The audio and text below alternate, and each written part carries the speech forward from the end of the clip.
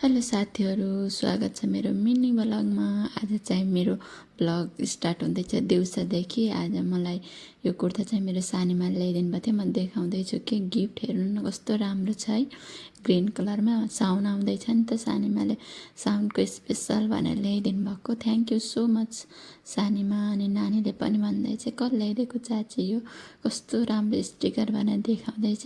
बाबुले पनि डिस्टर्ब गरे। मैले कुर्ता देखाइसकेपछि फेरि आएँ चिया खानको लागि। हामी चिया दिउँसोको अनि चिया खाएर आज फेरि प्लान भन्यो कि पानीपुरी खाने भनेर। अनि म बाबुलाई सुताएर आएँ पानीपुरीको लागि सामान रेडी गर्नको लागि। प्याज काट्दैछु फटाफट। अनि बाहिर पानी पनि पर्ला जस्तो छ मौसम पनि। अनि मम्मी सानीमाहरू गफ गरेर बसिराख्नु भएको छ। यो खुर्सानी चाहिँ हाम्रो घरै बारीमा फलेको हो कि साथीहरू। त्यस्तो पिरो चाहिँ छैन तर एकदम स्वाद चाहिँ छ। मैले प्याज काटेपछि अनि बाबुलाई सुताएको थिएँ नि त। बाबु उठ्ने बेला भयो, फेरि उसको लागि खानाको लागि भनेर स्याउ उसानिदिन्छु भनेर।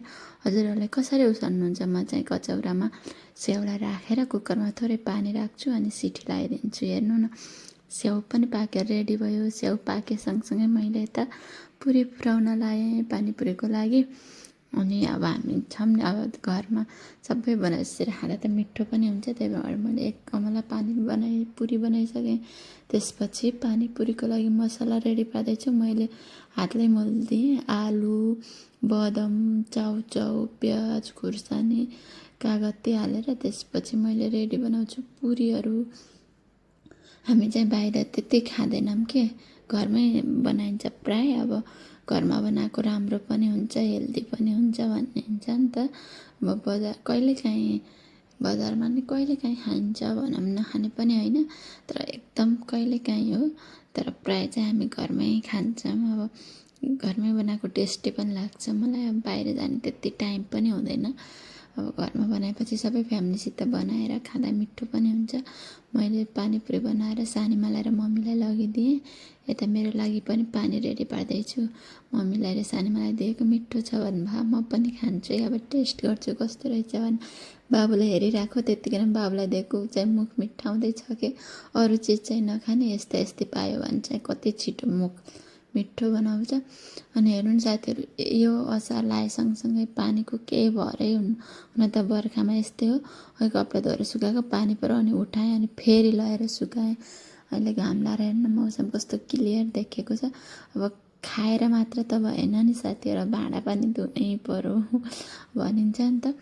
पकाउन 1 घन्टा लाग्छ, भाँडा मान्दा 1 घन्टा, खाना चाहिँ 5 मिनटको काम हो। त्यही पनि अब गर्न त पर्यो। खाइसकेपछि त्यही जुठो भाँडामा खाना भएन। म चाहिँ छिटो भाँडा पनि धुँदैछु। अब नानी लिन जाने बेला पनि हुँदैछ।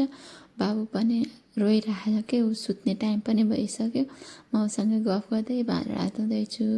अब भाँडा पनि थोरै हुन्न नि साथीहरू। अब घरमा खाने त भनिन्छ यस्तो भाँडा काम चाहिँ एकदमै बढी हुन्छ। दुःख चाहिँ मेहनत चाहिँ लाग्छ नि त घर सामान बनाउनको लागि।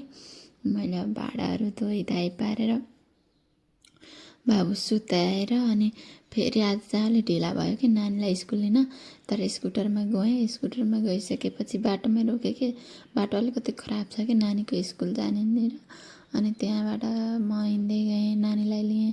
अनि सोधेँ नानीलाई खाजा फिनिस भयो भने भयो भन्दै चाहिँ। अनि उसलाई चाहिँ म सरप्राइज दिन्छु है नानी भनेको। हेर्न कति खुसी भएछ। उसलाई पानीपुरी चाहिँ उसको फेभरेट हो। कस्तो छ नानी भनेको, टेस्टी छ भन्छ। भात चाहिँ उसले